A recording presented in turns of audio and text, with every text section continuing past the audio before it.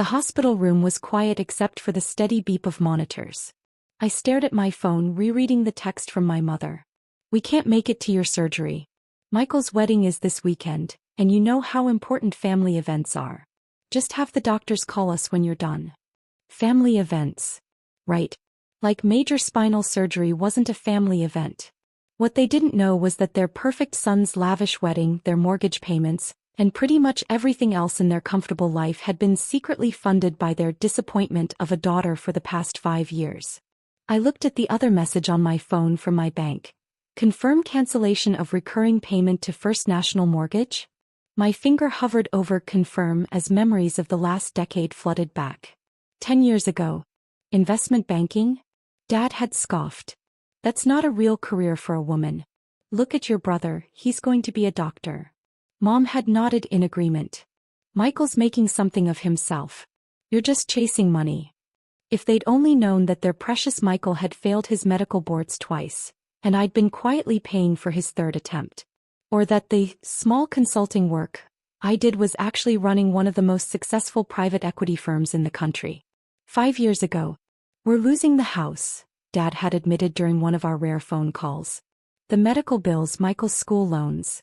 I'd set up an anonymous monthly payment through my company, making sure they never lost their home.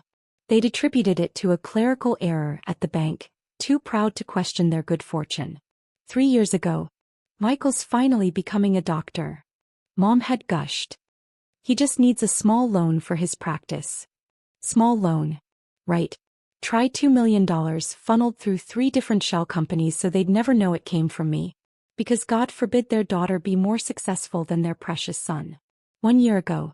Michael's engaged to a senator's daughter. We're so proud, finally a real success in the family. I'd smiled through that phone call, knowing I'd just acquired the senator's failing business interests through my firm.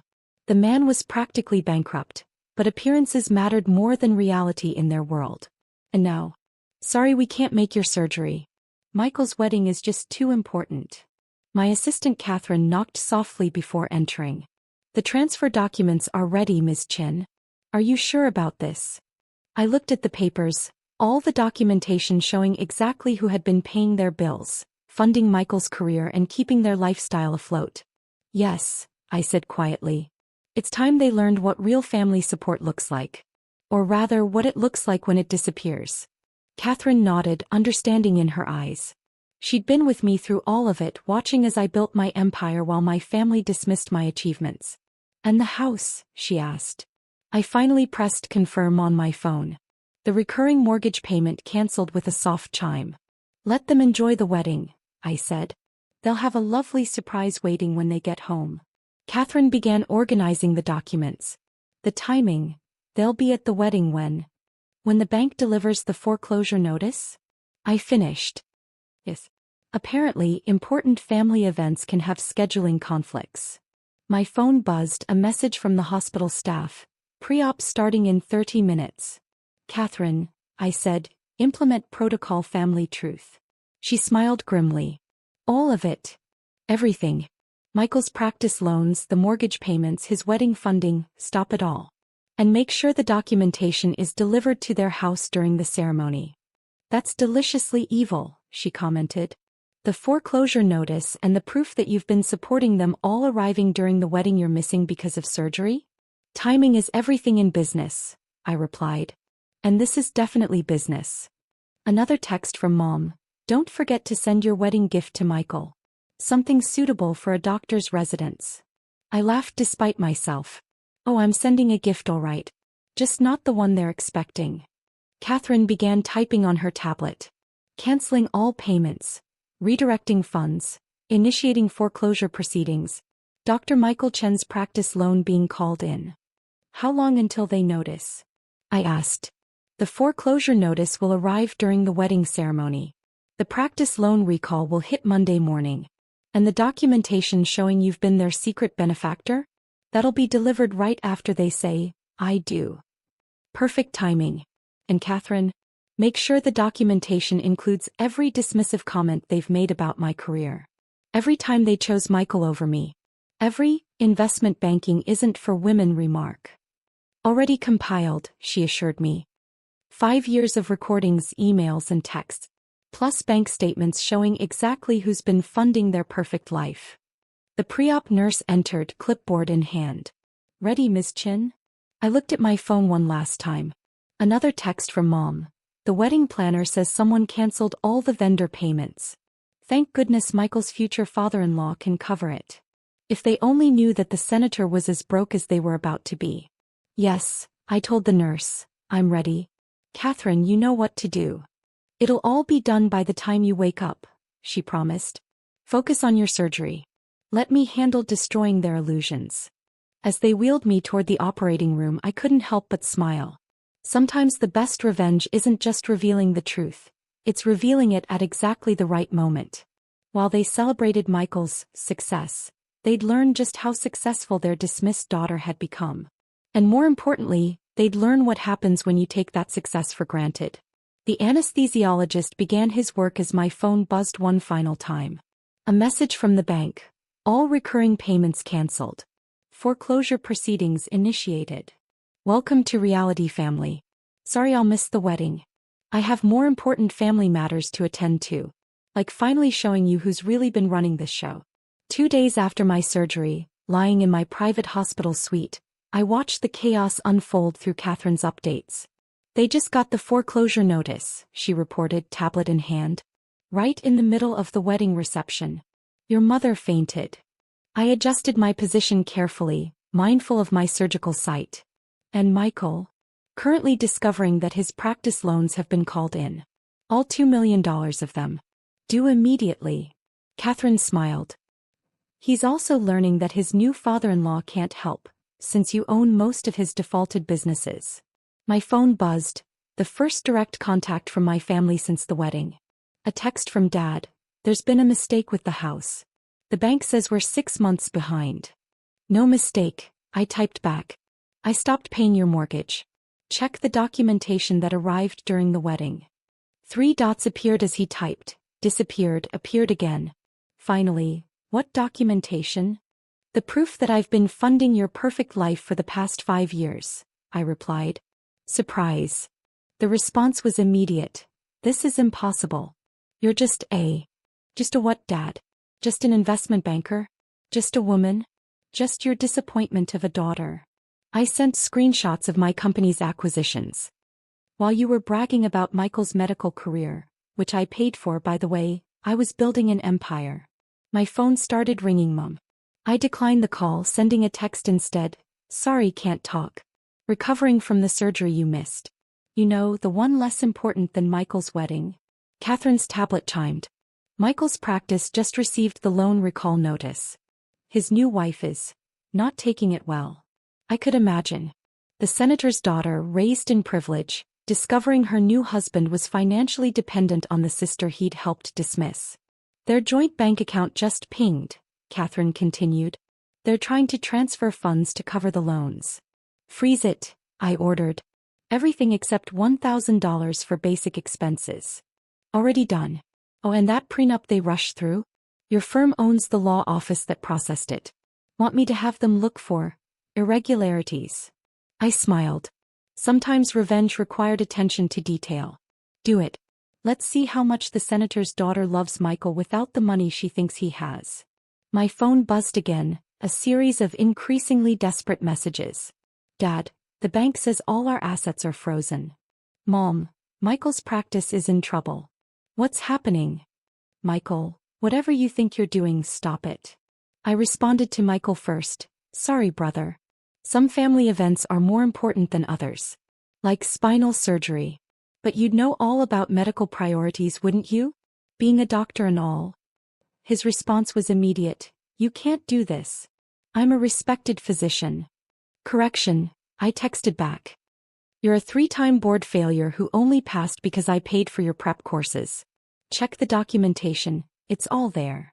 Catherine showed me her tablet security footage from my parents' house.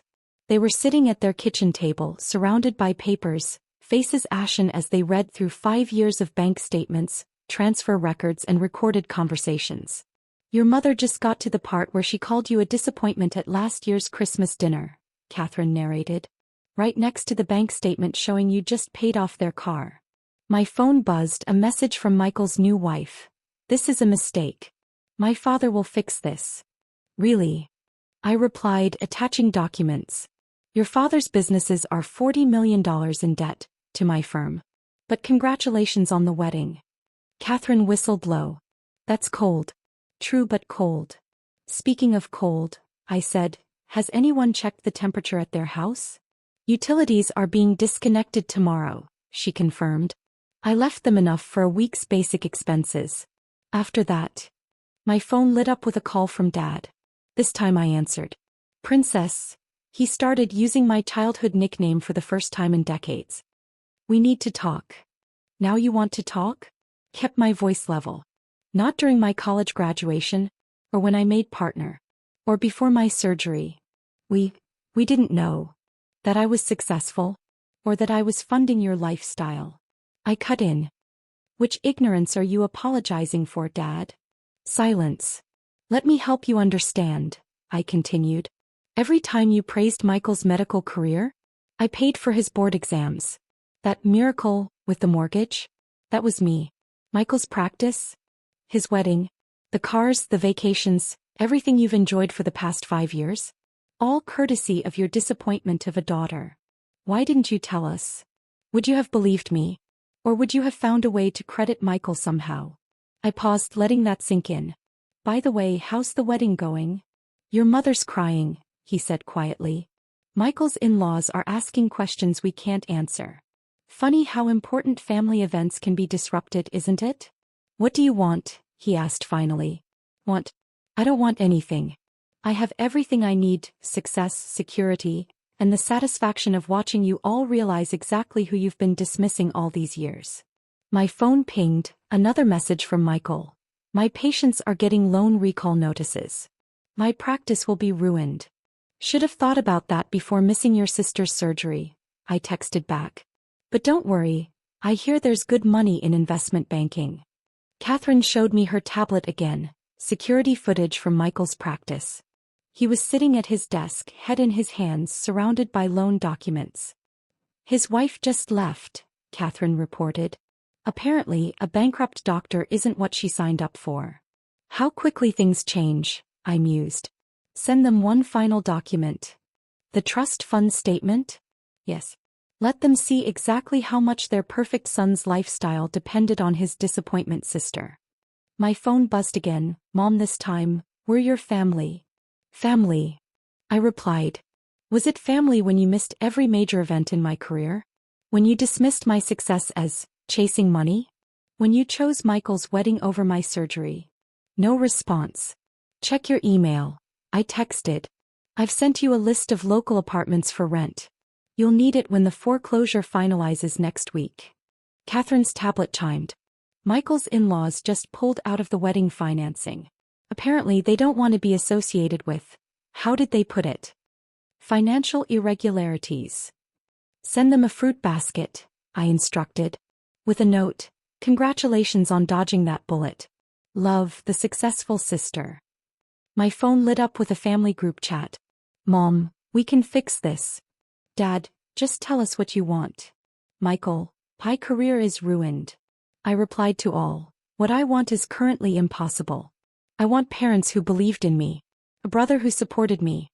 A family who showed up for my surgery. But since I can't have that, I'll settle for watching you all learn what life is like without my financial support. Catherine looked up from her tablet.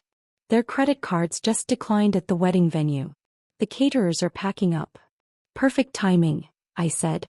Send them one last message. Sorry to disrupt your important family event.